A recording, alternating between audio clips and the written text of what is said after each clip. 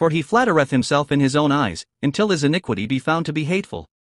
This sentence uses the Hebrew conjunction key to speak of the reason why corrupt and fallen humans do not fear God. However, this sentence is counted as one of the most difficult and obscure passages to translate in the Hebrew Bible. This is because the words not or until, be not translated here are not in the original Hebrew text, but are negations added in translation for contextual meaning. That is, if we translate this sentence literally again, it can be said, for he deceives himself, seeking his own iniquity in his own eyes and pretending to hate it. Therefore, the word translated as flattereth in today's text means to fawningly praise, to deceive, or to classify. In this sense, this word shows the error of human self-objectification and, furthermore, the appearance of self-deception. That is, it shows the error of self-objectification. Seeking one's own iniquity not with God's eyes or God's word, but with one's own eyes. For example, dust is not easily seen in a dark room. However, when the intense morning sunlight shines through the gaps in the door, all the countless dust particles in the room are revealed.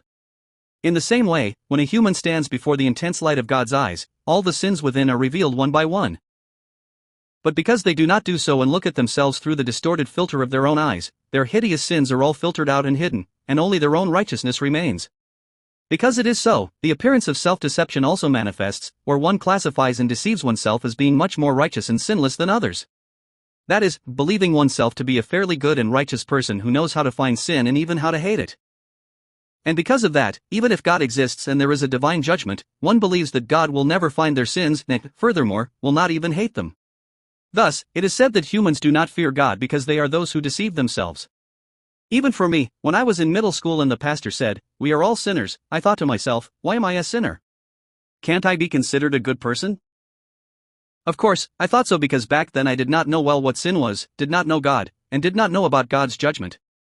However, as I later came to know, sin does not merely refer to moral wrongdoing, but the very fact that the relationship with God is severed is the root and essence of sin.